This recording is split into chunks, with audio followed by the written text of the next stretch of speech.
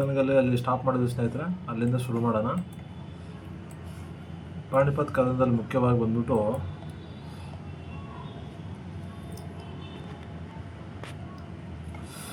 ಪಾಣಿಪತ್ ಕದನದಲ್ಲಿ ಮುಖ್ಯವಾಗಿ 1126 ಹರಿಯಾಣದ ಪಾಣಿಪತ್ನಲ್ಲಿ ನಡೆದ ಸ್ನೇಹಿತರೆ.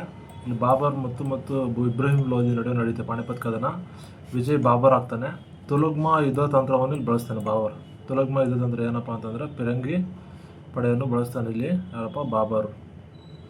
ದೆಹಲಿ ಸುಲ್ತಾನ್ ಆಳ್ವಿಕೆ ಕೊನೆಗೊಂಡಿತು. ಯುದ್ಧ ನಂತರ ದೆಹಲಿ ಸುಲ್ತಾನ್ ಆಳ್ವಿಕೆ ಕೊನೆಗೊಳ್ತದೆ. ಮೊದಲನೇ ಪಾಣಿಪತ್ ಕದನ.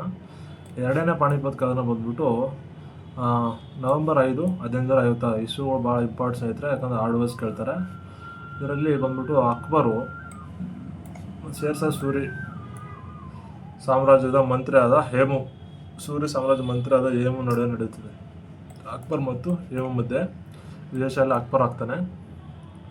ನೆಕ್ಸ್ಟ್ ಬಂದ್ಬಿಟ್ಟು ಇದರ ಪರಿಣಾಮ ತನ್ನ ಪೋಷಕನಾದ ಬೈರಾಮ್ ಖಾನ್ ಸಹಾಯದಿಂದ ಹೇಮು ಸೋಲಿಸಿ ಜಯಗಳಿಸಿದನು. ಅಂದರೆ ಬೈರಾಮ್ ಖಾನ್ ಸಹಾಯ ಮಾಡಿರ್ತಾನೆ, ಆದ ಕಾರಣ ಏನಪ್ಪ ಅಂದರೆ ಹೇಮನ್ನು ಸೋಲಿಸಿರ್ತಾನೆ ಅಕ್ಬರ್. ಹಿಂದೂಸ್ತಾನದ ಸಾರ್ವಭೌಮತ್ವ ಮೊದಲ ವಶವಾಯಿತು. ಹಿಂದೂಸ್ತಾನದ ಸಾರ್ವಭೌಮತ್ವ ಹಿಂದೂ ರಾಜ ಹೇಮು ಆಗಿರ್ತಾನೆ, ಸಾರ್ವಭೌಮತ್ವ ಹಿಂದೂಗಳ ಮುಖ್ಯಸ್ಥ ಆಗಿರ್ತಾನೆ. ಆದರೆ ಏನಪ್ಪ ಅಂದರೆ ಹೇಮು ಸೋತಾಗ್ತಾನಲ್ಲ, ಆಗ ಹಿಂದೂಸ್ತಾನದ ಸಾರ್ವಭೌಮತ್ವ ಕಡಿಮೆ ಆಗುತ್ತೆ. ನೆಕ್ಸ್ಟ್ ಬಂದ್ಬಿಟ್ಟು ಮೂರನೇ ಪಾಣಿಪತ್ ಕದನ. ಇದರಲ್ಲಿ 1761ರಲ್ಲಿ ಹರಿಯಾಣದಲ್ಲಿ ನಡೆಯುತ್ತೆ ಸ್ನೇಹಿತರೆ. ಮರಾಠರು ಮತ್ತು ಅಫ್ಘಾನ್ ದೊರೆ ಅಹಮದ್ ಶಾ ಅಬ್ದಾಲಿ ನಡುವೆ ನಡೆಯುತ್ತೆ. ಮರಾಠರು ಬಂದ್ಬಿಟ್ಟು ಬಾಲಾಜಿ ಬಾಜಿರಾವ್ ಇರ್ತಾರೆ, ಅಫ್ಘಾನ್ರಲ್ಲಿ ಮೊಹಮ್ಮದ್ ಶಾ ಅಬ್ದಾಲಿ ಇರ್ತಾನೆ. ಜಯಶಾಲಿ ಆದರೂ ಯಾರಪ್ಪ ಅಂದರೆ ಅಫ್ಘಾನರು ಜಯಶಾಲಿ ಆಗ್ತಾರೆ, ಬಾಲಾಜಿ ಬಾಜಿರಾವ್ ಡೆತ್ ಆಗ್ತಾರೆ. ಈ ಭೀಕರ ಯುದ್ಧದಲ್ಲಿ ಮರಾಠರು ಭೀಕರ ಸೋಲಾಗುತ್ತೆ. ಅದಾದಮೇಲೆ ಮರಾಠ ಸೇನಾಪತಿ ಸದಾಶಿವರಾವ್ ಮರಣ ಹೊಂದ್ತಾನೆ. ಈ ಸೋಲ ಅಪಘಾತದಿಂದ ಬಾಲಾಜಿ ಬಾಜಿರಾವ್ ಹೃದಯಾಘಾತದಿಂದ ಮರಣ ಹೊಂದ್ತಾನೆ. ಸದಾಶಿವರಾವ್ ನೆನಪಲ್ಲಿ ಇಟ್ಕೊಳ್ಳಿ, ಸೇನಾಪತಿ ಆಗಿರ್ತಾನೆ. ಮೊದಲನೇ ಆಂಗ್ಲೋ ಮರಾಠ ಯುದ್ಧ ಇಂಪಾರ್ಟೆಂಟ್. ಮೊದಲನೇ ಆಂಗ್ಲೋ ಮರಾಠ ಯುದ್ಧದಲ್ಲಿ ಮರಾಠರು ಮತ್ತು ಬ್ರಿಟಿಷರ ನಡುವೆ ನಡೆದಾಗೆ ಅದರಲ್ಲಿ ವಾರನ್ ಹೆಸ್ಟಿಂಗ್ ಬ್ರಿಟಿಷ್ ಅಧಿಕಾರಿ ಏನಪ್ಪ ಅಂದರೆ ವಾರನ್ ಹೆಸ್ಟಿಂಗ್ ಇರ್ತಾನೆ. ಮರಾಠರ ಪರವಾಗಿ ನಾನಾ ಫಡ್ನವೀಸ್, ಬ್ರಿಟಿಷರ ಪರವಾಗಿ ಸೇನಾಪತಿ ಗೊಡರ್ಡನ್ ಬೇರೆ, ತಿರ್ಗಾ ವಾರನ್ ಹೆಸ್ಟಿಂಗ್ ಬೇರೆ. ನೆನಪಲ್ಲಿ ನಾನಾ ಫಡ್ನವೀಸ್ ಇರ್ತಾನೆ. ಬ್ರಿಟಿಷರು ಜಯಶಾಲಿಗಳಾಗ್ತಾರೆ. 1781 ಮರಾಠ ಪಿಪ್ರಿ ಎಂಬಲ್ಲಿ ಸೋಲು ಅನುಭವಿಸ್ತಾರೆ. ಪ್ಲೇಸ್ ಇಂಪಾರ್ಟೆಂಟ್ ಸ್ನೇಹಿತರೆ. ಪಿಪ್ರಿ ಎಂಬಲ್ಲಿ ಏನಪ್ಪ ಅಂದರೆ ಸೋಲು ಅನುಭವಿಸ್ತಾರೆ. ಸಲಬಾಗ್ ಒಪ್ಪಂದ ಏನಪ್ಪ ಅಂತಂದರೆ ಇಲ್ಲಿ ಮರಾಠರಲ್ಲಿ ಸಲಬಾಗ್ ಒಪ್ಪಂದದ ಮೇರೆಗೆ ಏನಪ್ಪ ಅಂದರೆ ಯುದ್ಧ ಕೊನೆಗೊಳ್ತದೆ. ಸಲ್ಸೆಟ್ ಪ್ರದೇಶ ಬ್ರಿಟಿಷರ ವಶವಾಯಿತು. ಬೆಸ್ಸಿನ್ ಪ್ರದೇಶವು ಮರಾಠರ ಬಳಿಯೇ ಉಳಿಯಿತು. ಸಲ್ಸೆಟ್ ಒಪ್ಪಂದ ಅಂತಾರಲ್ಲ ಸ್ನೇಹಿತರೆ, ಅದು ಇದರಲ್ಲಾಗುತ್ತೆ. ಆಮೇಲೆ ಎರಡನೇ ಆಂಗ್ಲೋ ಮರಾಠ ಯುದ್ಧ ಮುಖ್ಯವಾಗಿ ಬಂದ್ಬಿಟ್ಟು ಮರಾಠರು ಮತ್ತು ಬ್ರಿಟಿಷರು ನಡೆಯುತ್ತೆ. ಬ್ರಿಟಿಷರ ಲಾರ್ಡ್ ವೆಲ್ಲೆಸ್ಲಿ ಏನಪ್ಪ ಇವ್ರ ಕಾಲದಿರ್ತಾನೆ. ಬ್ರಿಟಿಷರು ಜಯಶಾಲಿ ಆಗ್ತಾರೆ.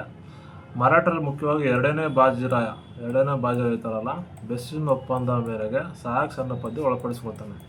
ಬೆಸ್ಸಿನ್ ಒಪ್ಪಂದ ಮೇಲೆ ವಾರನ್ ಹೆಸ್ಟಿಂಗ್ ಮತ್ತು ಯಾರು ಇರ್ತಾರೆ ಅಂತಂದರೆ ಬ್ರಿಟಿಷರ ವಾರನ್ ಹೆಸ್ಟಿಂಗ್ ಇರ್ತಾನೆ.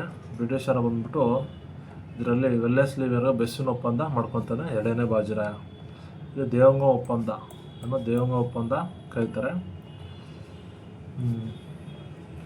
ಸಿಂಧಿ ಅವರನ್ನು ಸುರ್ಜಿ ಅರ್ಜುನ್ ಗಾವ್ ಒಪ್ಪಂದದಂತೆ ಸಹಾಯಕ ಸೇನಾಪತಿಗೆ ಒಳಪಡಿಸಲಾಯಿತು. ಅಂದರೆ ಸಿಂಧಿ ಪ್ರದೇಶ ಸರ್ಜಿ ಅರ್ಜುನ್ ಏನಪ್ಪ ಅಂತಂದರೆ ಆ ವ್ಯಕ್ತಿನ ಸಹಾಯಕ ಸೇನಾಪತಿಗೆ ಒಳಪಡಿಸ್ತಾರೆ. ಮುಖ್ಯವಾಗಿ ಮೂರನೇ ಆಂಗ್ಲೋ ಮೈಸೂರು ಯುದ್ಧ ಬಂದ್ಬಿಟ್ಟು ಇದರಲ್ಲಿ ಮರಾಠರ ಮತ್ತು ಬ್ರಿಟಿಷರ ವಾರನ್ ಹೆಸ್ಟಿಂಗ್ ನೆನಪಲ್ಲಿ ಸ್ನೇಹಿತರೆ. ವೆಲ್ಲೆಸ್ಲಿ ಎಲ್ಲಿ ಬರ್ತಾನೆ, ವಾರನ್ ಹೆಸ್ಟಿಂಗ್ ಎಲ್ಲಿ ಬರ್ತಾನೆ, ಮತ್ತು ಸೇನಾಪತಿ ಚಾರ್ಲ್ಸ್ ನೇಪಿಯರ್ ಇರ್ತಾರೆ. ಸೇನಾಪತಿ ಯಾರಪ್ಪ ಅಂದರೆ ಚಾರ್ಲ್ಸ್ ನೇಪಿಯರ್ ಇರ್ತಾನೆ. ಜಯಶಾಲಿ ಬ್ರಿಟಿಷರ್ ಆಗ್ತಾರೆ. ಇದ್ರ ಮುಖ್ಯವಾಗಿ ಬಂದ್ಬಿಟ್ಟು ಲಾರ್ಡ್ ಹೆಸ್ಟಿಂಗ್ ಪೇಶ್ವಾ ಯುದ್ಧನ ರದ್ದುಗೊಳಿಸ್ತಾನೆ. ರದ್ದುಗೊಳಿಸಿದಪ್ಪ ಅಂದರೆ ಲಾರ್ಡ್ ಹೆಸ್ಟಿಂಗ್ ಆಗಿರ್ತಾರೆ. ಆಮೇಲೆ ವಾಂಡಿವಾಶ್ ಕದನ ಬಂದ್ಬಿಟ್ಟು 1760ರಲ್ಲಿ ನಡೆಯುತ್ತೆ. ಮದ್ರಾಸ್ ಬಳಿಯ ವಾಂಡಿವಾಶ್ನಲ್ಲಿ ನಡೆಯುತ್ತೆ. ಏನಪ್ಪ ಅಂದರೆ ಫ್ರೆಂಚರ್ ಮತ್ತು ಬ್ರಿಟಿಷರ್ ನಡುವೆ ನಡೆಯುತ್ತೆ. ವಾಂಡಿವಾಶ್ ಕದನ ಫ್ರೆಂಚರ್ ಮತ್ತು ಬ್ರಿಟಿಷರ್ ನಡುವೆ ನಡೆಯುತ್ತೆ. ಫ್ರೆಂಚರ ಕೌಂಟಿ ಡಿ ಲಾಲಿ ಇರ್ತಾನೆ. ಮತ್ತು ಬ್ರಿಟಿಷರ ಏರ್ಕೂಟ್ ಇರ್ತಾನೆ. ಜಯಶಾಲಿ ಬ್ರಿಟಿಷರ್ ಆಗ್ತಾರೆ. ಕೌಂಟಿ ಡಿ ಲಾಲಿ ಏನಪ್ಪ ಸೋತಾಗ್ತಾನೆ. ಯುದ್ಧದ ಪರಿಣಾಮ ಏನಪ್ಪ ಅಂತಂದರೆ ಬ್ರಿಟಿಷ್ ಏನನ್ನು ಫ್ರೆಂಚರ ಕೌಂಟಿ ಡಿ ಲಾಲಿನ ಸೋಲಿಸ್ತಾನೆ. ಹೈದರಾಬಾದ್ನಲ್ಲಿದ್ದ ಫ್ರೆಂಚ್ ಗವರ್ನರ್ ಬುಸ್ಸಿಯನ್ನು ಸಹ ಸೋಲಿಸಲಾಯಿತು. ಬುಸ್ಸಿ ಮತ್ತು ಕೊಂಟಿಡಾಲಿ ಇವರು ಫ್ರೆಂಚರಾಗಿರ್ತಾರೆ, ಇಬ್ಬರು ಸೋತೋಗ್ತಾರೆ. ಪಾಂಡಿಚೇರಿ ಏನಪ್ಪ ಅಂದರೆ ಅವ್ರು ವಶವಾಯಿತು ಒಂಡವೇಶ್ ಕದನದಲ್ಲಿ. ಪ್ಲಾಸಿ ಕದನ ಬರುತ್ತೆ.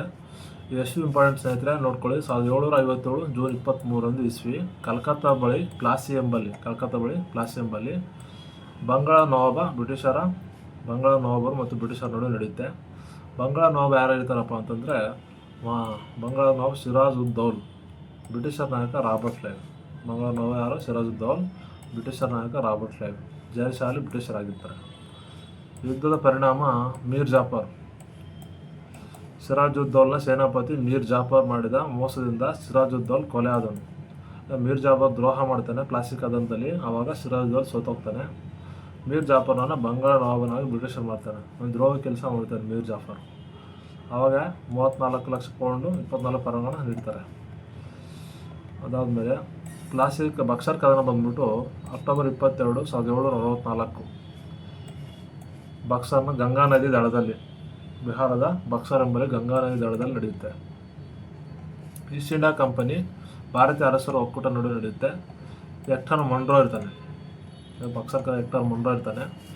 ಅವ್ರ ವಿರುದ್ಧವಾಗಿ ಮೀರ್ ಕಾಸಿಂ ಮತ್ತು ಸೂಜ್-ಉದ್-ದೌಲು, ಅವಧ್ನ ನವಾಬ, 2ನೇ ಶಾಹ ಮೊಘಲ್ ಚಕ್ರವರ್ತಿ ಇರ್ತಾರೆ. 3 ಜನ ಇರ್ತಾರೆ. ಈ 3 ಜನ ಏನಪ್ಪ ಅಂತಂದರೆ ಇಂಪಾರ್ಟೆಂಟು. ಹೆಕ್ಟರ್ ಮೊನ್ರೋ ಈ 3 ಜನ ಅದರಲ್ಲಿ ಯುದ್ಧದಲ್ಲಿ ಸೋತೋಗ್ತಾರೆ. ಬ್ರಿಟಿಷರು ಗೆಲ್ತಾರೆ. ಅದರಲ್ಲಿ ಅಲಹಾಬಾದ್ ಒಪ್ಪಂದ ಆಗುತ್ತೆ ನೆಕ್ಸ್ಟು 1765. ಈ ದಿವಾನಿ ಹಕ್ಕು ಬಂಗಾಳ, ಬಿಹಾರ, ಒರಿಸ್ಸಾದ ಮೇಲೆ ದಿವಾನಿ ಹಕ್ಕು ನೀಡಲಾಗುತ್ತೆ. ದಿವಾನಿ ಹಕ್ಕು ಅಂದರೆ ತೆರಿಗೆ ವಸೂಲಿ ಮಾಡುವ ಅಧಿಕಾರ ಎಂದು ಕರೀತಾರೆ.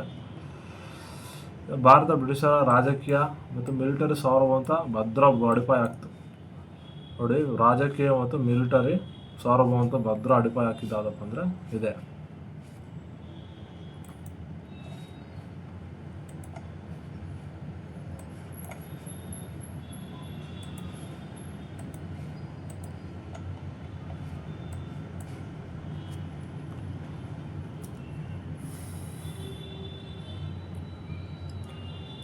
ಟರ್ಕಿ ಅಡಿಪಾಯ,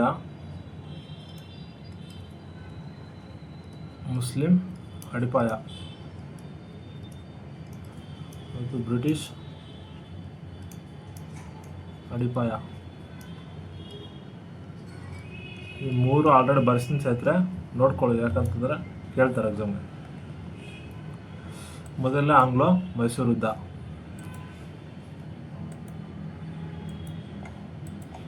ಮೊದಲ ಆಂಗ್ಲೋ ಮೈಸೂರು ಯುದ್ಧ ಬಂದ್ಬಿಟ್ಟು ಇದರಲ್ಲಿ ಹೈದರಾಲಿ ಮತ್ತು ಬ್ರಿಟಿಷರ ನಡುವೆ ನಡೆಯುತ್ತೆ. ಇಂಪಾರ್ಟೆಂಟ್ ನಾಯಕರು ಒಂದು ಕರ್ನಲ್ ಸ್ಮಿತ್, ಕರ್ನಲ್ ಸ್ಮಿತ್ ಇರ್ತಾನೆ. ನೆನಪಲ್ಲಿ ಎಕ್ಸಾಮ್ ಕೇಳಿದ್ರು ಆಲ್ರೆಡಿ. ಜಯಶೀಲ್ ಹೈದರಾಲಿ ಆಗ್ತಾನೆ ಫಸ್ಟು. ಮೊದಲೇ ಆಂಗ್ಲೋ ಮೈಸೂರು ಯುದ್ಧ ಹೈದರಾಲಿ ಗೆಲ್ತಾನೆ. ಇದರ ಪರಿಣಾಮ ಮಂಗಳೂರು ವಶಪಡಿಸ್ಕೊಳ್ತಾನೆ. ಬ್ರಿಟಿಷರು ಹೈದರಾಲಿ ಸೇನೆಯನ್ನು ಸೋಲಿಸಿ ಮಂಗಳೂರನ್ನು ವಶಪಡಿಸ್ಕೊಳ್ತಾನೆ. ಆವಾಗ ಮದ್ರಾಸ್ ಒಪ್ಪಂದ ಆಗುತ್ತೆ. ಯಾರ ನಡುವೆ? ಬ್ರಿಟಿಷರ ನಡುವೆ ಮತ್ತು ಹೈದರಾಲಿ ನಡುವೆ ಮದ್ರಾಸ್ ಒಪ್ಪಂದ ಆಗುತ್ತೆ. ಏನಪ್ಪ, ಪರಸ್ಪರ ಸಹಾಯ ಮಾಡಬೇಕು, ಸಹಾಯಕ್ಕೆ ಬರಬೇಕು, ಬ್ರಿಟಿಷರು ಮತ್ತು ಹೈದರಾಲಿ ಸಹಾಯಕ್ಕೆ ಬರಬೇಕು ಅಂತ ಒಪ್ಪಂದ ಮಾಡ್ಕೊತಾರೆ. ಎರಡನೇ ಆಂಗ್ಲ ಮರಾಠ ಯುದ್ಧ ಬಂದ್ಬಿಟ್ಟು ಹೈದರಾಲಿ ಮತ್ತು ಬ್ರಿಟಿಷರ ನಡುವೆ ಇರುತ್ತೆ. ವಾರನ್ ಹೇಸ್ಟಿಂಗ್ ಇರ್ತಾರೆ ಸ್ನೇಹಿತರೆ ನೋಡಿ. ಬ್ರಿಟಿಷರ ಅಧಿಕಾರಿಗಳು ಭಾಳ ಜನ ಬರ್ತಾರೆ. ಇದರಲ್ಲಿ ವಾರನ್ ಹೇಸ್ಟಿಂಗ್ ಬರ್ತಾನೆ. ಈ ಪರಿಣಾಮವಾಗಿ ಏನಪ್ಪ ಅಂದರೆ ಹೈದರಾಲಿ ಬೆನ್ನು ಪಣಿ ರೋಗದಿಂದ ಮರಣ ಹೊಂದ್ತಾನೆ. ಆವಾಗ ಟಿಪ್ಪು ಆ ಯುದ್ಧವನ್ನು ಮುಂದುವರಿಸ್ತಾನೆ. ಎರಡನೇ ಆಂಗ್ಲೋ ಮೈಸೂರು ಯುದ್ಧ. ಮಂಗಳೂರು ಒಪ್ಪಂದ ಆಗುತ್ತೆ. ಟಿಪ್ಪು ಬೆಳವಣಿಗೆ ಮತ್ತು ಮಂಗಳೂರು ಒಪ್ಪಂದ ಆಗುತ್ತೆ. ಮೂರನೇ ಆಂಗ್ಲೋ ಮೈಸೂರು ಯುದ್ಧ ಬಂದ್ಬಿಟ್ಟು 1790-92 ಟಿಪ್ಪು ಸುಲ್ತಾನ್ ಮತ್ತು ಬ್ರಿಟಿಷರ ನಡುವೆ ನಡೆಯುತ್ತೆ. ಲಾರ್ಡ್ ಕಾರ್ನ್ವಾಲಿಸ್ ಮೂರನೇ ಆಂಗ್ಲೋ ಮೈಸೂರು ಯುದ್ಧದಲ್ಲಿ ಇರ್ತಾರೆ. ಜಯಶಾಲಿ ಬ್ರಿಟಿಷರಾಗ್ತಾರೆ. ಆಮೇಲೆ ಲಾರ್ಡ್ ಕಾರ್ನ್ವಾಲಿಸ್ ಬೆಂಗಳೂರನ್ನ ವಶಪಡಿಸ್ಕೊಂಡು ಶ್ರೀರಂಗಪಟ್ಟಣ ಮುತ್ತಿ ಆಗ್ತಾನೆ. 1791 ಬೆಂಗಳೂರನ್ನು ವಶಪಡಿಸ್ಕೊಂಡು ಶ್ರೀರಂಗಪಟ್ಟಣ ಮುತ್ತಿ ಆಗ್ತಾರೆ. ಯಾರಪ್ಪ ಅಂದರೆ ಲಾರ್ಡ್ ಕಾರ್ನ್ವಾಲಿಸು. ಇಲ್ಲಿ ಶ್ರೀರಂಗಪಟ್ಟಣ ಒಪ್ಪಂದ ಆಗುತ್ತೆ 1903ನೇ ಆಂಗ್ಲೋ ಮೈಸೂರು ಯುದ್ಧದಲ್ಲಿ. ಕರಾರು ಏನಪ್ಪ ಅಂತಂದರೆ, ಒಪ್ಪಂದಕಾರರು ಟಿಪ್ಪು ಸುಲ್ತಾನ್ ಬ್ರಿಟಿಷರು 3 ಕೋಟಿ ರೂಪಾಯಿ ನೀಡಬೇಕು ಹೆಚ್ಚು ಅಂತ ಹೇಳ್ತಾರೆ. ಅವ್ರ ಮಕ್ಕಳು ಇಂಪಾರ್ಟೆಂಟು ಅಬ್ದುಲ್ ಖಾಲಿಕ್ ಮತ್ತು ಮುಜಾವುದ್ದೀನ್ ಅವರು ಬ್ರಿಟಿಷರ್ ಕಂಪನಿಗೆ ಒತ್ತೆಯಾಗಿರಿಸ್ತಾನೆ. ಅಬ್ದುಲ್ ಖಾಲಿದ್ನ ಮತ್ತು ಮುಜಾವುದ್ದೀನ್ನ. ನೆಕ್ಸ್ಟ್ ಬಂದ್ಬಿಟ್ಟು 4ನೇ ಆಂಗ್ಲೋ ಮೈಸೂರು ಯುದ್ಧ. ಇದರಲ್ಲಿ ಇಂಪಾರ್ಟೆಂಟಾಗಿ ಇಸ್ವಿ ಮೇ 4, 1798 ಇಸ್ವಿ ಯಾವ್ದು ಇಂಪಾರ್ಟ್ ಅದೊಂದು ಹೇಳ್ತೀನಿ ಸ್ನೇಹಿತರೆ. ನೆಕ್ಸ್ಟ್ ಬಂದು ಟಿಪ್ಪು ಸುಲ್ತಾನ್ ಮತ್ತು ಬ್ರಿಟಿಷರು ನಡೆದಾಗೆ ಜನರಲ್ ಹ್ಯಾರಿಸ್ ಬರ್ತಾರೆ. ಇಲ್ಲಿ ಬ್ರಿಟಿಷರು ಜಯಶಾಲಿಗಳಾಗ್ತಾರೆ. General Harris important. ಇಲ್ಲಿ ಜನರಲ್ ಹ್ಯಾರಿಸ್ ನೇತೃತ್ವದಲ್ಲಿ ಟಿಪ್ಪು ಸುಲ್ತಾನ್ ಕೊಲೆ ಆಗುತ್ತೆ. ಸಹಾಯಕ ಸೇನಾಪತಿ ಒಳಪಡಿಸ್ಕೊಳ್ತಾರೆ. ಅದು ಮೈಸೂರು ಆಳ್ವಿಕೆಯನ್ನು ಮುಮ್ಮಡಿ ಕೃಷ್ಣರಾಜರ ಒಳಪಡಿಸ್ತಾರೆ. ಮುಮ್ಮಡಿ ಕೃಷ್ಣರಾಜರಿಗೆ, ಮೂರನೇ ಕೃಷ್ಣರಾಜರಿಗೆ. ಯಾರಪ್ಪ ಅಂತಂದರೆ ಇಲ್ಲಿ ವೆಲ್ಲೆಸ್ಲಿ ಇರ್ತಾನೆ ಸ್ನೇಹಿತರೆ. ಆದರೆ ಇನ್ನೇನೊಬ್ಬ ಸೇನಾಪತಿ ಆಗಿರ್ತಾರಪ್ಪ ಅಂತಂದರೆ ಇನ್ನು ಹ್ಯಾರಿಸ್ ಆಗಿರ್ತಾನೆ. ಮೊದಲೇ ಸಿಖ್ ಯುದ್ಧ ಬಂದ್ಬಿಟ್ಟು ಇದರಲ್ಲಿ ಸಿಖ್ಖರು ಮತ್ತು ಬ್ರಿಟಿಷರ ನಡೆಯುತ್ತೆ. ಲಾರ್ಡ್ ಹರ್ಡಿಂಜ್ ಇರ್ತಾನೆ ಇಲ್ಲಿ. ಲಾರ್ಡ್ ಹರ್ಡಿಂಜ್ ಸಿಖ್ಖರ ನಾಯಕ ಲಾಲ್ ಸಿಂಗ್ ಇರ್ತಾರೆ ಇಲ್ಲಿ. ಸಿಖ್ಖರ ನಾಯಕ ಯಾರಪ್ಪ ಅಂದರೆ ಲಾಲ್ ಸಿಂಗ್ ಇರ್ತಾನೆ. ಇದರಲ್ಲಿ ಏನಪ್ಪ ಬ್ರಿಟಿಷರು ಜಯ ಆಗ್ತಾರೆ. ಇದರಲ್ಲಿ ಬ್ರಿಟಿಷರು ಗೆಲ್ತಾರೆ. ಪರಿಣಾಮವಾಗಿ ಬ್ರಿಟಿಷರು ಜಯವಾಗುತ್ತೆ. ಲಾಹೋರ್ ಒಪ್ಪಂದ ಆಗುತ್ತೆ ಸಿಖ್ ಯುದ್ಧದಲ್ಲಿ. ಕಾಶ್ಮೀರ ಮಾರಾಟ. ಹಣದ ಕೊರತೆಯಿಂದಾಗಿ ಬ್ರಿಟಿಷರು ಕಾಶ್ಮೀರವನ್ನು 75 ಲಕ್ಷ ರೂಪಾಯಿಗಳಿಗೆ ಗುಲಾಬ್ ಸಿಂಗ್ನಿಂದ ಮಾರಾಟ ಮಾಡ್ತಾರೆ. ಯಾರೋ ಗುಲಾಬ್ ಸಿಂಗ್ ಮಾರಾಟ ಮಾಡ್ತಾನೆ ಯಾರು ಬ್ರಿಟಿಷರಿಗೆ. ದ್ವಿತೀಯ ಆಂಗ್ಲೋ ಸಿಖ್ ಯುದ್ಧ ಬಂದ್ಬಿಟ್ಟು ಇದರಲ್ಲಿ 1848 ಮತ್ತು 1949 ಸಿಖ್ಖರು ಮತ್ತು ಬ್ರಿಟಿಷರ ನಡುವೆ ನಡೆಯುತ್ತೆ. ಬ್ರಿಟಿಷರ ಗವರ್ನರ್ ಜನರಲ್ ಬಂದ್ಬಿಟ್ಟು lord Dalhousie. Governor general lord Dalhousie ಇರ್ತಾರೆ. ಮುಲ್ತಾನ್ನ ಮೂಲ ರಾಜ ಮತ್ತು ಬ್ರಿಟಿಷರ ಗಫ್ ಚಾರ್ಲ್ಸ್ ನೇಪಿಯರ್ ಇರ್ತಾರೆ. ಎದರಲ್ಲಪ್ಪ ಅಂತಂದರೆ ದ್ವಿತೀಯ ಆಂಗ್ಲೋ ಸಿಖ್ ಯುದ್ಧದಲ್ಲಿ ಏನಪ್ಪ ಅಂದರೆ ಲಾರ್ಡ್ ಡಾಲೌಸ್ ಇರ್ತಾನೆ. ಮೂಲ ರಾಜ ಬಂದ್ಬಿಟ್ಟು ಇರ್ತಾರೆ. ಚಾರ್ಲ್ಸ್ ನೇಪಿಯರ್ ಬ್ರಿಟಿಷ್ ಅಧಿಕಾರಿ ಇರ್ತಾರೆ. ಚಾರ್ಲ್ಸ್ ನೇಪಿಯರ್ ಮುಲ್ತಾನನ್ನು ಮುತ್ತಿಗೆ ಹಾಕ್ತಾನೆ. ಪಂಜಾಬ್ ಆಳ್ವಿಕೆಯನ್ನು ವಶಪಡಿಸ್ಕೊಳ್ತಾನೆ. ಇದರಲ್ಲಿ ಸಿಖ್ಖರಾದ ದುಲೀಪ್ ಸಿಂಗ್ ಲಾರ್ಡ್ ಡಾಲೌಸಿಯನ್ನು ವಿಶ್ರಾಂತಿ ವೇತನ ಘೋಷಿಸ್ತಾನೆ. ಲಾರ್ಡ್ ಡಾಲೌಸಿ ಅನ್ನೋ ಸಿಖ್ಖರಲ್ಲಿ ದುಲೀಪ್ ಸಿಂಗ್ 2ರಲ್ಲಿ ಇರ್ತಾನೆ. ಅವನು ಸೋತದ ಕಾರಣ ಅವನಿಗೆ ಲಾರ್ಡ್ ಡಾಲೌಸಿ ವಿಶ್ರಾಂತಿ ವೇತನವನ್ನು ಘೋಷಣೆ ಮಾಡ್ತಾನೆ. ಅವಾಗ ಕೊಹಿನೂರ್ ವಜ್ರ ಏನಪ್ಪ ಅಂದರೆ ಬ್ರಿಟಿಷರು ಕೊಡ್ತಾನೆ. ಈ ಕೊಹಿನೂರ್ ವಜ್ರ ಅಂತ ಬಂದಾಗ ಇಂಪಾರ್ಟೆಂಟ್ ಏನಾಗಿ ಇದ್ರೆ ಅಂತಂದರೆ ಕೊಹಿನೂರ್ ವಜ್ರದಲ್ಲಿ ಮೊಹಮ್ಮದ್ ಶಾ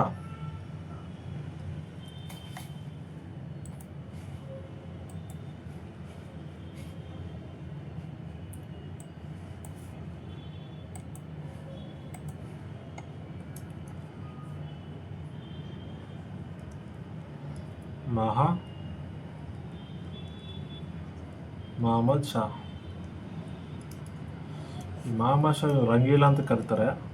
ರಂಗೀಲಾ ಮೊಹಮ್ಮದ್ ಶಾ ಅಂತ ಕರೀತಾರೆ. ಇವನು ಪರ್ಷಿಯಾದ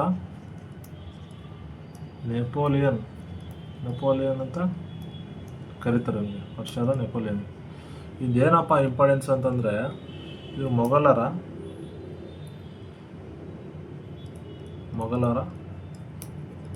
ಆಳ್ವಿಕೆ ಎಲ್ಲಿ ಬರ್ತಾನೆ. ಇದು ಯಾಕೆ ಹೇಳ್ತಾ ಇದ್ದೀನಪ್ಪ ಅಂತಂದರೆ ಇವರು ಮಯೂರ ಸಿಂಹಾಸನ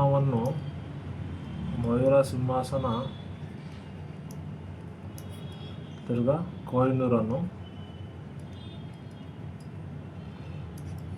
ಪರ್ಷಿಯಾಗೆ ತೊಗೊಂಡೋಗ್ತಾನೆ. ಪರ್ಷಿಯಾಗೆ ಇದು ಇಂಪಾರ್ಟೆಂಟ್ ಸ್ನೇಹಿತರೆ, ನೋಡ್ಕೊಳ್ಳಿ. ಎಷ್ಟಲ್ಲಪ್ಪ ಅಂದರೆ 1739ರಲ್ಲಿ ಪರ್ಷಿಯಾ ತೊಗೊಂಡೋಗ್ತಾನೆ.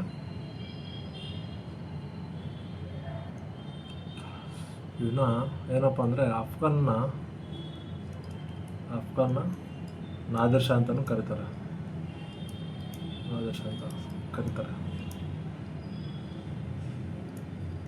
ನೆನಪಿಟ್ಕೊಳ್ಳಿ. ಆಂಗ್ಲೋ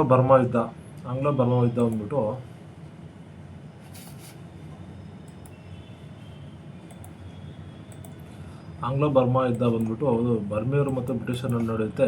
ಬ್ರಿಟಿಷರ ಅಧಿಕಾರಿ ಲಾರ್ಡ್ ಆರ್ಮೆಸ್ಟ್ ಇರ್ತಾನೆ ಇಲ್ಲಿ ಆಂಗ್ಲೋ ಬರ್ಮಾ ಯುದ್ಧದಲ್ಲಿ. ಪ್ರಥಮ ಆಂಗ್ಲೋ ಬರ್ಮಾ ಯುದ್ಧ ಇಲ್ಲಿ ಬ್ರಿಟಿಷರು ಗೆಲ್ತಾರೆ. ಆದಮೇಲೆ ಮೊದಲನೇ ಆಂಗ್ಲೋ ಬರ್ಮಾ ಯುದ್ಧದಲ್ಲಿ ಬರ್ಮಾ ಕಡೆಯಿಂದ ಬಂದೂಲಾ ಮತ್ತು ಬ್ರಿಟಿಷರ ಪರವಾಗಿ ಲಾರ್ಡ್ ಆರ್ಮೆಸ್ಟ್ ಇರ್ತಾನೆ. ಬರ್ಮಾ ಕಡೆ ಬಂದೂಲಾ ವ್ಯಕ್ತಿ ಜಯಶಾಲಿ ಬ್ರಿಟಿಷರು ಆಗ್ತಾರೆ. ಎಂದೂರು ಒಪ್ಪಂದ ಮೇಲೆಗೆ ಬರ್ಮಾ ಒಪ್ಪಂದ ಕೊನೆಗೊಳ್ತದೆ. ಇಲ್ಲಿ ಬರ್ಮಿಸ್ ಸರ್ಕಾರ ಏನಪ್ಪ 1 ಕೋಟಿ ರೂಪಾಯಿಗಳಾದರೂ ಬ್ರಿಟಿಷರು ಕೊಡ್ತಾರೆ. ಅಂದರೆ ವ್ಯಾಪಾರಕ್ಕಾಗಿ ಏನಪ್ಪ ಅಂದರೆ ಮುಕ್ತ ವ್ಯಾಪಾರ ಬ್ರಿಟಿಷರು ಕಲಿಸ್ಕೊಳ್ಬೇಕು ಅಂದ್ಬಿಟ್ಟು ನಿರ್ಧಾರ ಮಾಡ್ತಾರೆ. ಎರಡನೇ ಆಂಗ್ಲೋ ಬರ್ಮಾ ಯುದ್ಧ ಬಂದ್ಬಿಟ್ಟು 1852ರಲ್ಲಿ ಬರ್ಮಾ ಬ್ರಿಟಿಷರ ನಡುವೆ ನಡೆಯುತ್ತೆ. ಇಲ್ಲಿ ಲಾರ್ಡ್ ಡಾಲೌಸಿ ಏನಪ್ಪ ಅಂದರೆ ಇರ್ತಾನೆ. ಬರ್ಮಾ ದೊರೆಯಾದ ತೇರವಾಡಿ ಮತ್ತು ಜನರಲ್ ಗಾಡ್ವಿನ್ ಬ್ರಿಟಿಷರ ಸೇನಾಪತಿ. ಲಾರ್ಡ್ ಡಾಲೌಸಿ ಬೇರೆ, ಜನರಲ್ ಗಾಡ್ವಿನ್ ಬ್ರಿಟಿಷ್ ಸೇನಾಧಿಕಾರಿ ಇರ್ತಾನೆ. ಬರ್ಮಾ ದೊರೆ ತೇರವಾಡಿ ಇರ್ತಾನೆ. ಇಲ್ಲಿ ಬ್ರಿಟಿಷರು ಗೆಲ್ತಾರೆ. ಬ್ರಿಟಿಷರ ವಿಜಯದೊಂದಿಗೆ ಕೊನೆಗೊಂಡಿತು. ಬರ್ಮಾ ಪ್ರದೇಶ ಬ್ರಿಟಿಷ್ ಸಾಮ್ರಾಜ್ಯಕ್ಕೆ ವಶವಾಯಿತು. ಮೂರನೇ ಬರ್ಮಿನ್ ಯುದ್ಧ ಬಂದ್ಬಿಟ್ಟು ಇದರಲ್ಲಿ 1885ರಲ್ಲಿ ಬ್ರಿಟಿಷ್ ಅಧಿಕಾರಿ ವೈಸ್ರಾಯ್ ಬಂದ್ಬಿಟ್ಟು ಲಾರ್ಡ್ ಡಫರಿನ್ ಇರ್ತಾನೆ. ಬ್ರಿಟಿಷ್ ಅಧಿಕಾರಿ ಯಾರಿರ್ತಾನೆ? ಲಾರ್ಡ್ ಡಫರಿನ್ ಇರ್ತಾನೆ. ಮತ್ತು ಬರ್ಮಾದ ನಾಯಕ ದೀಬಾ ಇರ್ತಾನೆ. ಬರ್ಮಾ ನಾಯಕರು ದೀಬಾ ಇರ್ತಾನೆ. ಬ್ರಿಟಿಷರು ಗೆಲ್ತಾರೆ. ಸಂಪೂರ್ಣವಾಗಿ ಬರ್ಮಾವನ್ನು ವಶಪಡಿಸ್ಕೊಂಡು ಲೆಫ್ಟಿನೆಂಟ್ ಗವರ್ನರ್ ಆಗಿ ನೇಮಕ ಮಾಡ್ತಾನೆ. ಯಾರಪ್ಪ ಅಂತಂದರೆ ಲೆಫ್ಟಿನೆಂಟ್ ಗವರ್ನರ್ ಡಫರಿನ್ ನೇಮಕ ಆಗ್ತಾನೆ. ನೇಪಾಳ ಯುದ್ಧ. ಈ ನೇಪಾಳ ಯುದ್ಧದಲ್ಲಿ ಮುಖ್ಯವಾಗಿ 1814ರಲ್ಲಿ ಅವಧಿಯಲ್ಲಿ ಗೂರ್ಖಾ ಮತ್ತು ಬ್ರಿಟಿಷರ ನಡುವೆ ನಡೆಯುತ್ತೆ. ಅಲ್ಲಿನ ಗೂರ್ಖಾ ಜನಾಂಗ ಬ್ರಿಟಿಷರ ನಡುವೆ ನಡೆಯುತ್ತೆ. ಲಾರ್ಡ್ ವಾರನ್ ಹೆಸ್ಟಿಂಗ್ಸ್ ಈ ಕಾಲದಲ್ಲಿ ಇರ್ತಾನೆ. ಗೂರ್ಖಾ ದೊರೆ ಅಮರ್ ಸಿಂಗನ ನಡುವೆ ನಡೆಯುತ್ತೆ. ಗೂರ್ಖರು ಸೋಲನ್ನು ಅನುಭವಿಸ್ತಾರೆ. ಸಗೋಲಿ ಕದನ ನಡೆಯುತ್ತೆ. ಏನಪ್ಪ ಅಂದರೆ ಇದರಲ್ಲಿ ಮೂರನೇ ನೇಪಾಳ ಯುದ್ಧದಲ್ಲಿ ಸಗೋಲಿ ಕದನ ನಡೆಯುತ್ತೆ. ನೇಪಾಳ ಗುಡ್ಡವಾಲ್ ಮತ್ತು ಕುಮಾಲ್ ಪ್ರದೇಶಗಳು ಬ್ರಿಟಿಷರು ವಶ ಹೋಗ್ತವೆ. ಆಮೇಲೆ ಒಂದನೇ ಆಂಗ್ಲೋ ಆಫ್ಘನ್ ಯುದ್ಧ. ಇದರಲ್ಲಿ ಬ್ರಿಟಿಷರ್ ಮತ್ತು ಆಫ್ಘನ್ ಯುದ್ಧದಲ್ಲಿ ಆಫ್ಘನ್ ದೊರೆ ದೋಸ್ತ್ ಮಹಮ್ಮದ್ ಇರ್ತಾನೆ. ಲಾರ್ಡ್ ಆಕ್ಲೆಂಡ್ ಬ್ರಿಟಿಷ್ ಅಧಿಕಾರಿ ಆಗಿರ್ತಾನೆ. ಇಲ್ಲಿ ಬ್ರಿಟಿಷರು ಗೆಲ್ತಾರೆ. ಯುದ್ಧದ ಪರಿಣಾಮ ದೋಸ್ತ್ ಆಕ್ಲೆಂಡ್ ಬಂದ್ಬಿಟ್ಟು ಲಾರ್ಡ್ ಆಕ್ಲೆಂಡ್ ದೋಸ್ತ್ ಮಹಮ್ಮದನ್ನು ಕೋಲ್ಕತ್ತಾದ ಸೆರೆಮನೆಯಲ್ಲಿ ಇರಿಸ್ಬಿಟ್ಟು ಶೂಜನನ್ನು ಅಧಿಕಾರ ನೇಮಕ ಮಾಡ್ತಾರೆ.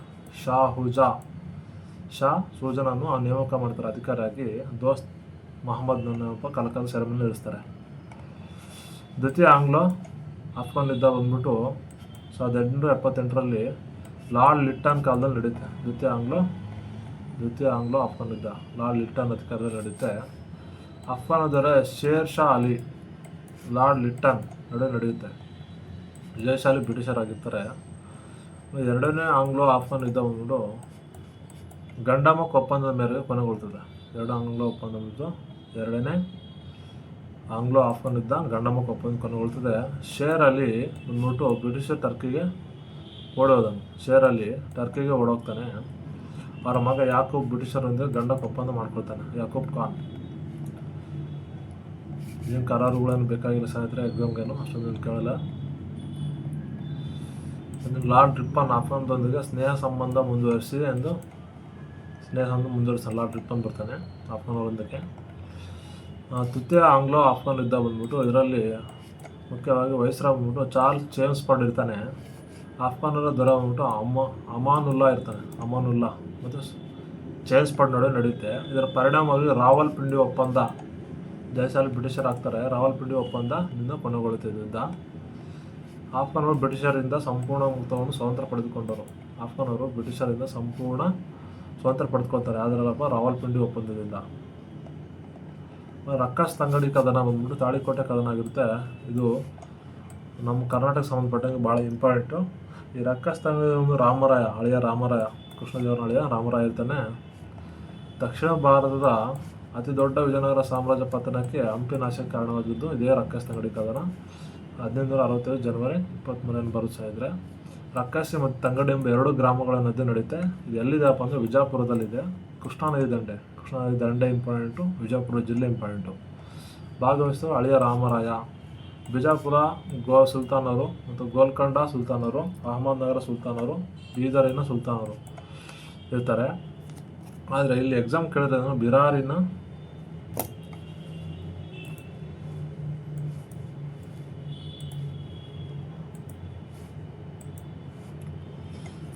ಬಿರಾರಿನ ಸುಲ್ತಾನರು ಇರುವುದಿಲ್ಲ.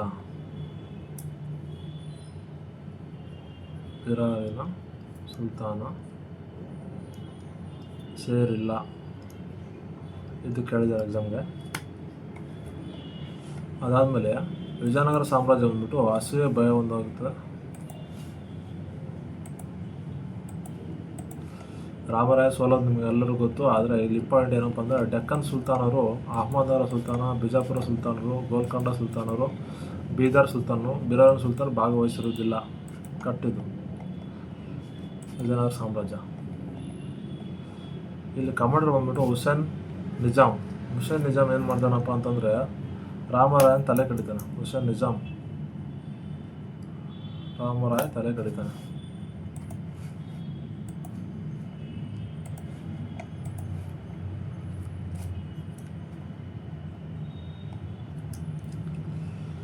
ರಾಮರಾಯ ಶಿರಚ್ಛೇದನ. ರಾಮರ ಶಿರಚ್ಛೇದನ ಆಗುತ್ತೆ. ಯಾರು? ಹುಸೇನ್ ನಿಜಾಮ್. ನೆಕ್ಸ್ಟ್ ನೋಡೋಣ ಆದಿಲ್ ಶಾ. ಇಬ್ರಾಹಿಂ ಕುಲಿ ಕುತುಬ್ ಶಾ ಇರ್ತಾರೆ, ಅಲ್ಲಿ ಬರೀದ್ ಶಾ ಇರ್ತಾನೆ, ಬಹರಾನ್ ಇಮಾದ್ ಶಾ. ಇಲ್ಲಿ ಬಂದ್ಬಿಟ್ಟು ಹಳೆಯ ರಾಮರಾಯ, ವೆಂಕಟಾದ್ರಿ, ತಿರುಮಲರಾಯ ಮತ್ತು ಅಚ್ಯುತ ನಾಯರ್ 3 ಜನ ಇರ್ತಾರೆ. ವೆಂಕಟಾದ್ರಿ, ತಿರುಮಲರಾಯ, ಅಚ್ಯುತ ನಾಯಕ್ ಇರ್ತಾರೆ. ಇಲ್ಲಿ ಏನಪ್ಪ ಇಂಪಾರ್ಟೆಂಟ್ ಅಂತಂದರೆ ಸ್ನೇಹಿತರೆ, ರಾಮರಾಯ ಎಷ್ಟು ಬುದ್ಧಿವಂತ ಆಗಿರ್ತಾನೆ ಅಂತಂದರೆ, ಬಹುಮನ್ಯ ಸುಲ್ತಾನರ ನಡುವೆ ಒಂದ್ಸರಿ ಬಹುಮನ್ಯ ಸುಲ್ತಾನ ಸಂಬಂಧ ಬೆಳೆಸ್ತಾನೆ, ಬಿಜಾಪುರ ಸುಲ್ತಾನರ ಒಂದು ಸಂಬಂಧ ಬೆಳೆಸ್ತಾನೆ, ಗೋಲ್ಕೊಂಡ ಸುಲ್ತಾನರ ಒಂದು ಸಂಬಂಧ ಬೆಳೆಸ್ತಾನೆ. ಅವ್ರ ನಡುವೆ ಜಗಳ ತಂದಿಟ್ಬಿಡ್ತಾನೆ. ಒಡೆದು ಆಳುವ ನೀತಿ ಅಂತ, ಒಡೆದು ಆಳುವ ನೀತಿ ಒಳಕೊಳ್ತಾನೆ. ಹಿಂಗೆ ಒಂದು ಸಾರಿ ಬಹುಮನಿ ಮೇಲೆ ದಾಳಿ ಮಾಡೋದು, ಬಿಜಾಪುರ ಮೇಲೆ, ಗೋಲ್ಕೊಂಡ ಮೇಲೆ ದಾಳಿ ಮಾಡೋದು, ಅವ್ರವ್ರ ನಡುವೆ ತಂದಿಟ್ಬಿಡ್ತಾನೆ. ಆದ ಕಾರಣ ಇನ್ನೇನಪ್ಪ ಅಂತಂದರೆ ಯುದ್ಧದಲ್ಲಿ ಭಾಳ ಇಂಪಾರ್ಟೆಂಟ್ ಆಗಿರುತ್ತೆ. ರಾಮರಾಯ ಶಿರಚ್ಛೇದನ ಆಗುತ್ತೆ ನಿಜಾಮ್ ಹುಸೇನ್. ತೆಕ್ಕಲಂ ಕದನ. ತೆಕ್ಕಲಂ ಕದನ ಬಂದ್ಬಿಟ್ಟು ದಕ್ಷಿಣ ಭಾರತ ಇತಿಹಾಸದಲ್ಲೇ ರಾಷ್ಟ್ರಕೂಟರ ಚೋಳರ ನಡುವೆ ನಡೆದ ಅತ್ಯಂತ ದೊಡ್ಡ ಇದಾಗಿರುತ್ತೆ. ಈ ಕೃಷ್ಣ ರಾಷ್ಟ್ರಕೂಟರ ಕೃಷ್ಣ ಮತ್ತು ನಡುವೆ ನಡೆಯುತ್ತೆ. ತಮಿಳುನಾಡು ವೆಲ್ಲೂರಿನಲ್ಲಿ ನಡೆಯುತ್ತೆ. ಇದು ಕೃಷ್ಣ ಮತ್ತು ಬೂತುಗ, ಒಂದನೇ ಕೃಷ್ಣ ಮತ್ತು ರಾಷ್ಟ್ರಕೂಟರ ಬೂತುಕ ಮತ್ತು ಅದು ವಿರುದ್ಧವಾಗಿ ಪರಾಂಗತ ಚೋಳ ನಡುವೆ ನಡೆಯುತ್ತೆ ತೆಕ್ಕಲಂ ಕದನ. ರಾಜದಿತ್ತನು ಆನೆ ಮೇಲಿದ್ದಾಗಲೇ ಬೂತುಕ ಅವನನ್ನು ಕೊಲೆ ಮಾಡ್ತಾನೆ. ಯಾರು? ರಾಜದಿತ್ತನು. ಇದರಿಂದ ಏನಾಗುತ್ತಪ್ಪ ಅಂದರೆ ಅಟಕೂರು ಶಾಸನ ಬಂದ್ಬಿಟ್ಟು ಇದರಲ್ಲಿ ಮುಖ್ಯವಾಗಿ ಇದರ ಯುದ್ಧದ ಬಗ್ಗೆ ಮಾಹಿತಿ ನೀಡ್ತದೆ. ಅದಾದಮೇಲೆ ಕಪ್ಪು ಕೋಣೆ ದುರಂತ. ಕಪ್ಪು ಕೋಣೆ ದುರಂತ ಬಂದ್ಬಿಟ್ಟು 1756 ಜೂನ್ 20ರಲ್ಲಿ ನಡೆಯುತ್ತೆ. ಪಶ್ಚಿಮ ಬಂಗಾಳದ ನವಾಬನಾದ ಸಿರಾಜುದ್ದೌಲ್ ನೇತೃತ್ವದಲ್ಲಿ ನಡೆಯುತ್ತೆ. ಯಾವುದಪ್ಪ ಅಂದರೆ ಕಪ್ಪು ಕೋಣೆ ದುರಂತ 2ನೇ ನವಾಬನಾದ ಸಿರಾಜುದ್ದೌಲ್ ನೇತೃತ್ವದಲ್ಲಿ ನಡೆಯುತ್ತೆ. ಯಾರಪ್ಪ ಬ್ರಿಟಿಷ್ ಅಧಿಕಾರವನ್ನು ಫೋರ್ಟ್ ವಿಲಿಯಂ ಕೋಟೆ ಬಲಪಡಿಸಿದಾಗ ನವಾಬ ಸಿರಾಜುದ್ದೌಲ್ ಅದ್ರ ಮೇಲೆ ದಾಳಿ ಮಾಡ್ತಾನೆ. ಅವಾಗ ಏನಪ್ಪ ಅಂದರೆ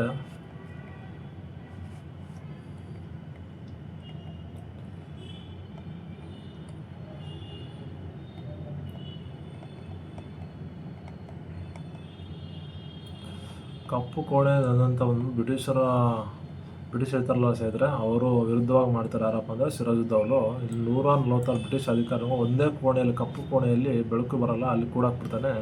ಅಲ್ಲಿ 23 ಜನ ಮಾತ್ರ ಬದುಕುಳಿದ್ರು ಅಂತ ಇತಿಹಾಸದಲ್ಲಿ ಹೇಳ್ತಾರೆ. ಇದು ಪ್ಲಾಸ್ಟಿಕ್ ಕದನಕ್ಕೆ ಮುಂದಿನ ದುರಂತಕ್ಕೆ ಕಾರಣವಾಯಿತು. ಮತ್ತು 1ನೇ ಕರ್ನಾಟಕ ಯುದ್ಧ ಬಂದ್ಬಿಟ್ಟು ಬ್ರಿಟಿಷ್ ಮತ್ತು ಪಂಚರ್ ನಡುವೆ ನಡೆಯುತ್ತೆ. ಎಕ್ಸ್ಲಾ ಚಾಂಪಲ್ ಒಪ್ಪಂದದಿಂದ ಕೊನೆಗೊಂಡಿದ್ದು.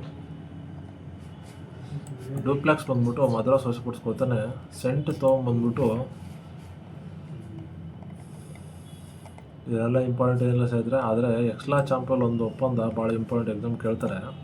ತಿರುಗಿ ಏನಪ್ಪ ಅಂತ ಯಾರೋ ಇದ್ರಪ್ಪ ಡೂಪ್ಲೆಕ್ಸ್ ಮದ್ರಾಸ್ ವಶಪಡಿಸ್ಕೊಳ್ತಾನೆ. ಇದೊಂದು ಇಂಪಾರ್ಟೆಂಟು. ಯಾರ ನಡುವೆ ನಡೀತು ಅನ್ನೋದು ಇಂಪಾರ್ಟೆಂಟು. ಇದು ಪರಿಣಾಮ ನಮ್ಗೆ ಗೊತ್ತು ನಿಮಗೆ.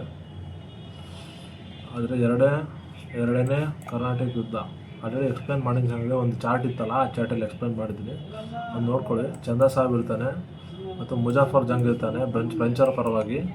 ಬ್ರಿಟಿಷ್ ಬೆಂಬಲಿಗೆ ಬಂದ್ಬಿಟ್ಟು ನಾಸಿರ್ ಜಂಗ್ ಇರ್ತಾನೆ, ಮೊಹಮ್ಮದ್ ಶಾ ಅಲ್ಲಿ ಇರ್ತಾರೆ, ರಾಬರ್ಟ್ ಕ್ಲೈವ್ ಇರ್ತಾನೆ ಅವ್ರ ಜೊತೆಯಲ್ಲಿ. ಪಾಂಡಿಚೇರಿ ಒಪ್ಪಂದದಿಂದ 2ನೇ ಕರ್ನಾಟಕ ಯುದ್ಧ ಕೊನೆಗೊಳ್ತದೆ.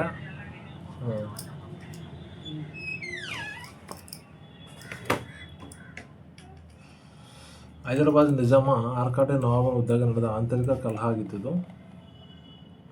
ಇದರಲ್ಲಿ ಬ್ರಿಟಿಷರ ಬಡ ನಾಸಿರ್ ಜಂಗ್ ಹೈದರಾಬಾದಿನ ಅಹಮದ್ ಶಾ ಅಬ್ದಾಲಿ ಗೆದ್ತಾರೆ.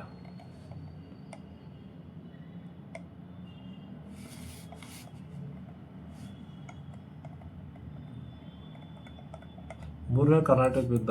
ಇದರಲ್ಲಿ ಮುಖ್ಯವಾಗಿ 7 ವರ್ಷಗಳ ಯುದ್ಧದ ನಂತರ ಯುರೋಪ್ನ 7 ವರ್ಷಗಳ ಯುದ್ಧದ ಭಾಗವಾಗಿ ಸಪ್ತವಾರ್ಷಿಕ ಯುದ್ಧಗಳು ಅಲ್ಲಿದ್ದು ಕೊನೆಗೊಳ್ಳುತ್ತೆ. ಅಲ್ಲಿ ಮುಕ್ತ ಆದ ನಂತರ ವಾಂಡಿವಾಶ್ ಕದನ ಇಲ್ಲಿ ಇಂಪಾರ್ಟೆಂಟ್ ಏರ್ಪೋರ್ಟ್ ನಡುವೆ ನಡೆಯುತ್ತೆ.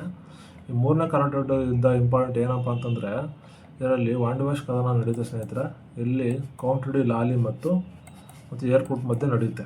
ಕೌಂಟ್ ಡಿ ಲಾಲಿ ಮತ್ತು ಏರ್ಪೋರ್ಟ್ ಮಧ್ಯೆ ನಡೆಯುತ್ತೆ. ಇದರಲ್ಲಿ ಇಂಪಾರ್ಟೆಂಟು ಎಕ್ಸ್ಲಾ ಚಾಂಪಲ್ ಒಪ್ಪಂದದಿಂದ ಈ ಯುದ್ಧ ಕೊನೆಗೊಳ್ತದೆ.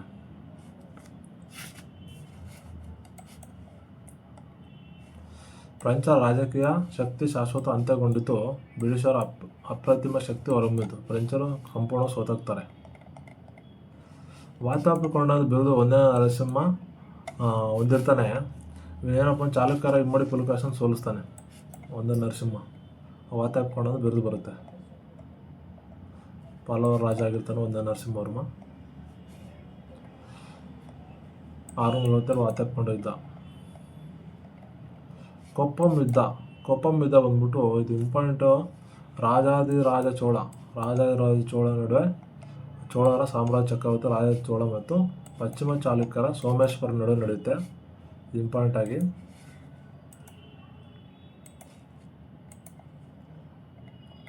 ಇದರಲ್ಲಿ ಕೊಪ್ಪಂ ಯುದ್ಧದಲ್ಲಿ ಯಾರು ಗೆಲ್ತಾರಪ್ಪ ಅಂತಂದರೆ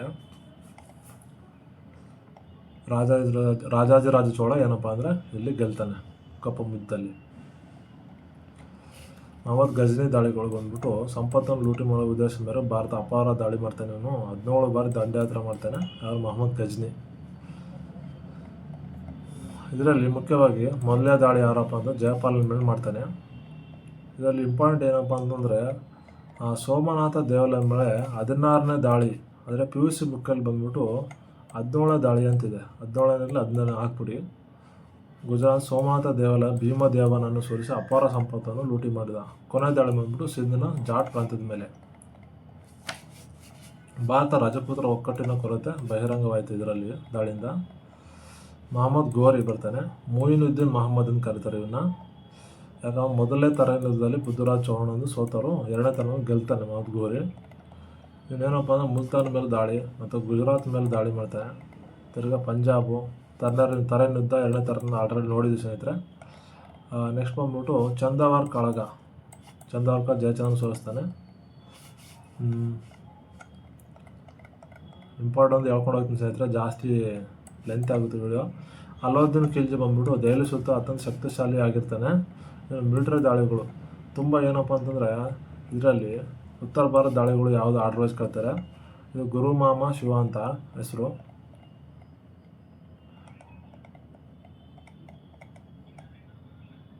ದಾಳಿಗಳು ಬಂದ್ಬಿಟ್ಟು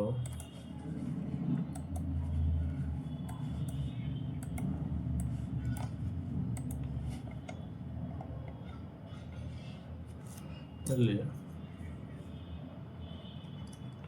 ಗುರುಮಾಮ ಗುಜರಾತ್ ಮೇಲೆ ದಾಳಿ ಮತ್ತು ಏನಪ್ಪ ರಣತಂಬೋರ್. ಗು ಅಂದರೆ ಗುಜರಾತು, ರಾ ಅಂದರೆ ರಣತಂಬೋರ್ ಮೇಲೆ ದಾಳಿ ಮಾಡ್ತಾನೆ. ನೆಕ್ಸ್ಟ್ ಬಂದ್ಬಿಟ್ಟು ಮಾಳ್ವಾ ಮೇಲೆ ದಾಳಿ ಮಾಡ್ತಾನೆ. ಮಾ ಅಂದರೆ ಮಾಳ್ವಾ ಮೇಲೆ ದಾಳಿ ಮಾಡ್ತಾನೆ. ಮತ್ತು ಶಿವಕೋಟೆ ಮೇಲೆ ದಾಳಿ ಮಾಡ್ತಾನೆ. ಶಿವಕೋಟೆ ಮೇಲೆ ಅದಕ್ಕೆ ಗುರುಮಾಮ ಶಿವ ಅಂತ ಇದು ಕೋಡ್ ಇರುತ್ತೆ. ಇಲ್ಲೇನಪ್ಪ ಅಂದರೆ ಹೆಸರುಗಳು ಇಂಪಾರ್ಟೆಂಟು. ಗುಜರಾತ್ನ ಸೂರಜ್ ಖಾನ್ ಅಥವಾ ಕರ್ಣದೇವ. ರಣತಂಬನ ಅಂಬೇರ ದೇವ ಇರ್ತಾನೆ. ಚಿತ್ತೋರ್ನ ರತನ್ ಸಿಂಗ್ ಇರ್ತಾನೆ. ಚಿತ್ತೋರದ ರತನ್ ಸಿಂಗ್. ರಾಣಿ ಪದ್ಮಿನಿ ದೇವಿ. ದಕ್ಷಿಣ ಭಾರತ ದಾಳಿಗಳು ದೇವಗಿರಿ ಮತ್ತು ವಾರಂಗಲ್. ಇಲ್ಲೊಂದು ಕೋಡ್ ಇದೆ.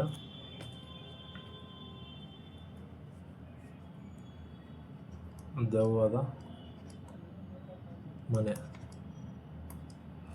ದೆವ್ವದ ಮನೆ ದೇವಗಿರಿ. ವಾರಂಗಲ್ಲು. ದೇವಗಿರಿ ಬಂದ್ಬಿಟ್ಟು ರಾಮಚಂದ್ರ ದೇವ ಇರ್ತಾನೆ. ವಾರಂಗಲ್ ಬಂದ್ಬಿಟ್ಟು ಪ್ರತಾಪ್ ರುದ್ರ ದೇವ ಇರ್ತಾನೆ. ದೆವ್ವದ ಮನೆ ಬಂದ್ಬಿಟ್ಟು ದ್ವಾರ ಸಮುದ್ರ. ಪಾಂಡ್ಯರಾಜ ಇರ್ತಾನೆ. ಮಧುರೈ.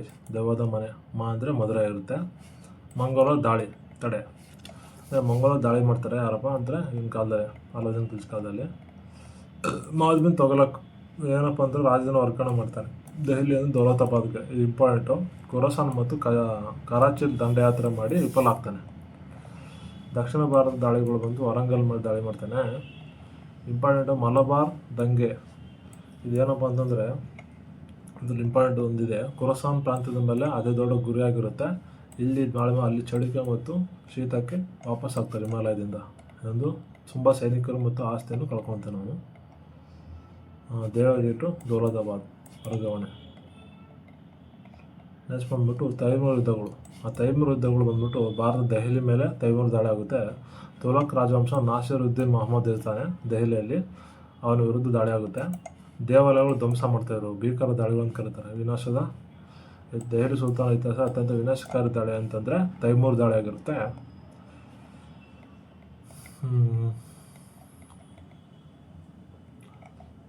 ತೈಮೂರ್ ಎಂಬ ಪದ ಅವನೊಬ್ಬ ರಾಜ ಆಗಿರ್ತಾನೆ. ತೈಮೂರ್ ಅಂತಂದರೆ ಯಾರು ಏನಲ್ಲ, ತೈಮೂರ್ ಲಂಗ್ ಭಾರತ ಮೇಲೆ ನಡೆಸಿದ ಆಕ್ರಮಣಕಾರಿ ದಾಳಿ.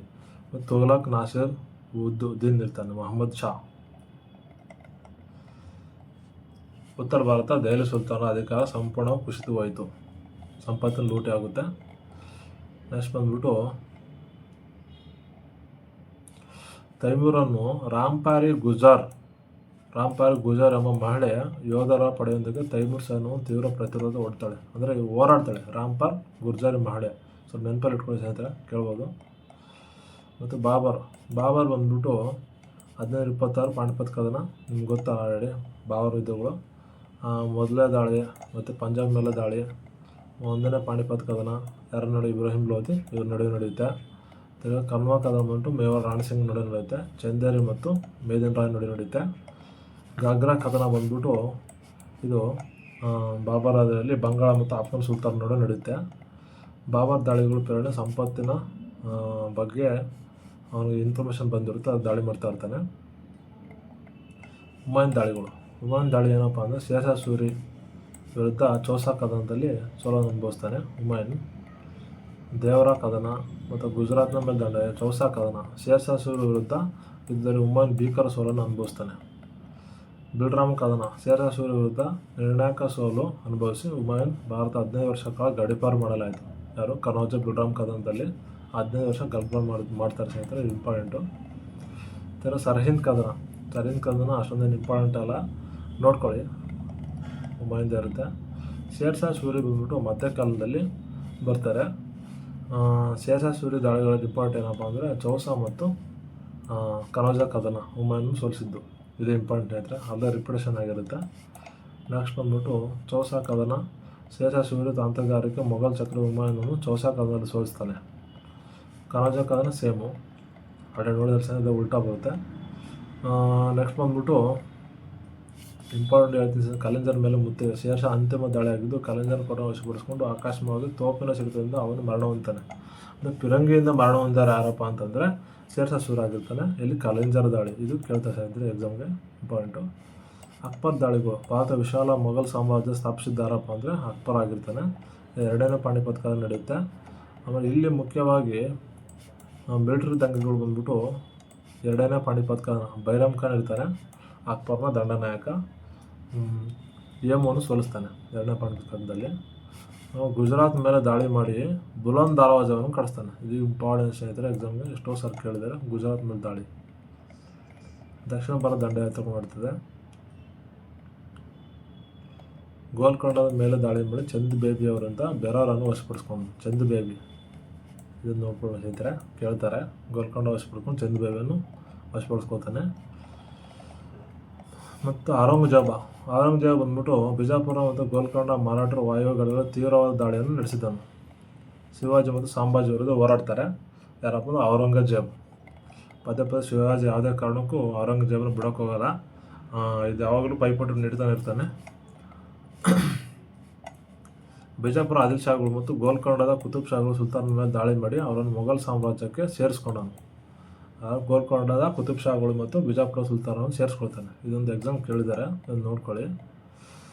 ಛತ್ರಪತಿ ಶಿವಾಜಿ ಮತ್ತು ಸಂಭಾಜಿ ಸುದೀರ್ಘ ಯುದ್ಧ ನಡೆಸ್ತಾರೆ. ಮೊಘಲ್ ಸಾಮ್ರಾಜ್ಯವನ್ನು ಆರ್ಥಿಕವಾಗಿ ದುರ್ಬಲಗೊಳಿಸ್ತಾರೆ ಇವರು. ದೇವಾಲಯಗಳನ್ನು ಬರೀ ನಾಶ ಮಾಡ್ತಾರೆ ಸ್ನೇಹಿತರೆ ಇವನು ಔರಂಗಜೇಬು. ದೇವಾಲಯ ಧ್ವಂಸಕ ಅಂತ ಕರೀತಾರೆ ಇವನಿಗೆ.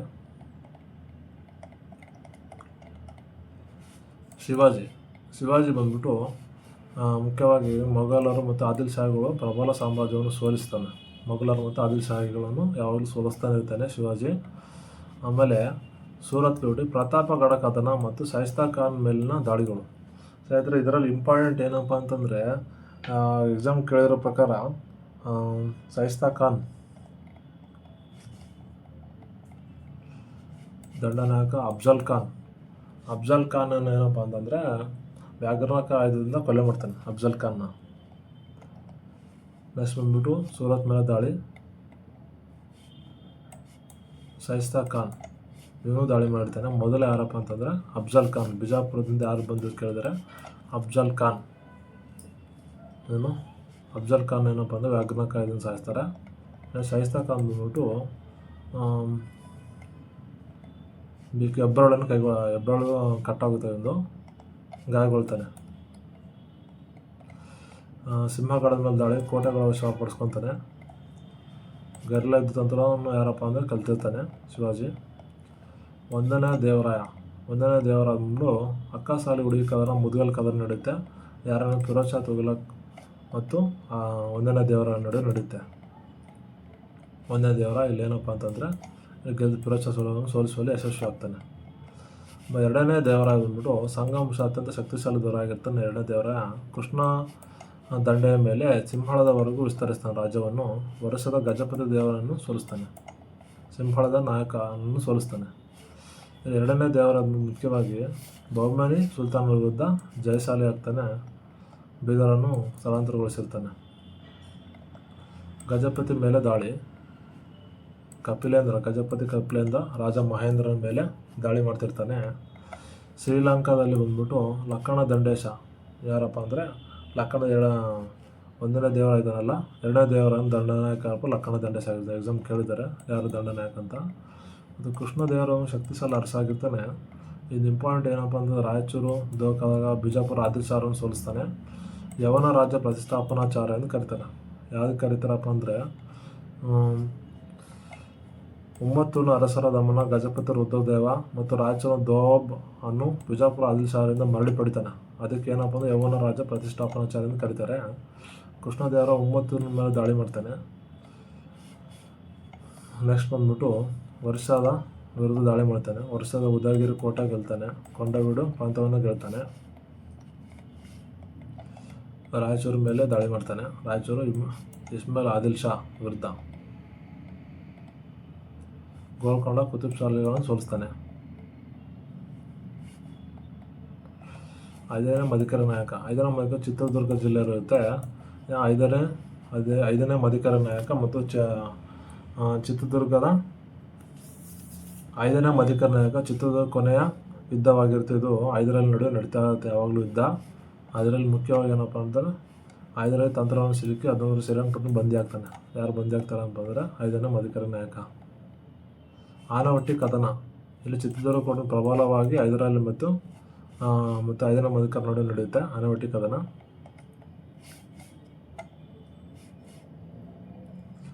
ಮರಾಠರ ಪ್ರದೇಶ ಮಾಧವರಾಯ್ ನೇತೃತ್ವದಲ್ಲಿ ನಡೆದ ಆನವಟ್ಟಿ ಕದನ ಮಧಿಕರ ನಾಯಕ ಸೈನ್ಯವನ್ನು ಐದರಲ್ಲಿ ಪಡೆಯ ವಿರುದ್ಧ ನಿರ್ಣಾಯಕ ವಿಜಯ ಸಾಧಿಸಿತು. ಐದರಲ್ಲಿ ಪಡೆಯ ವಿರುದ್ಧ ಅಂದರೆ ಮಾಧವರಾವ್ ಯಾರಿಗೆ ಸಪೋರ್ಟ್ ಮಾಡ್ತಾನೆ ಅಂದರೆ ಮಧಿಕರ ನಾಯಕನ ಸೈನ್ಯಕ್ಕೆ ಸಪೋರ್ಟ್ ಮಾಡ್ತಾನೆ. ಆಗ ಐದರಲ್ಲಿ ಏನಪ್ಪ ಅಂತಂದರೆ ಸೋಲ್ತಾನೆ. ಇಲ್ಲಿ ಇದು ಆನವಟ್ಟಿ ಕದನದಲ್ಲಿ ಇಂಪಾರ್ಟೆಂಟು. ಇದು ಪರಿಣಾಮ ಮರಾಠರ ಮಧಿಕರ ನಾಯಕ ಚರ್ಮದ ಬೂಟುಗಳನ್ನು ಉಡುಗೊರೆ ನೀಡಿ 2 ವರ್ಷಗಳ ಕಾಲ ಕಪ್ಪದಿಂದ ವಿನಾಯಿತಿ ನೀಡಿದನು. ಮರಾಠರಿಗೆ ಸಹಾಯ ಮಾಡಿದ್ರಲ್ಲ ಅವ್ರಿಗೇನಪ್ಪ ಅಂದರೆ ಬೂಟುಗಳು, ಚರ್ಮದ ಬೂಟುಗಳು ಉಡುಗೊರೆಗಳನ್ನು ನೀಡ್ತಾನೆ.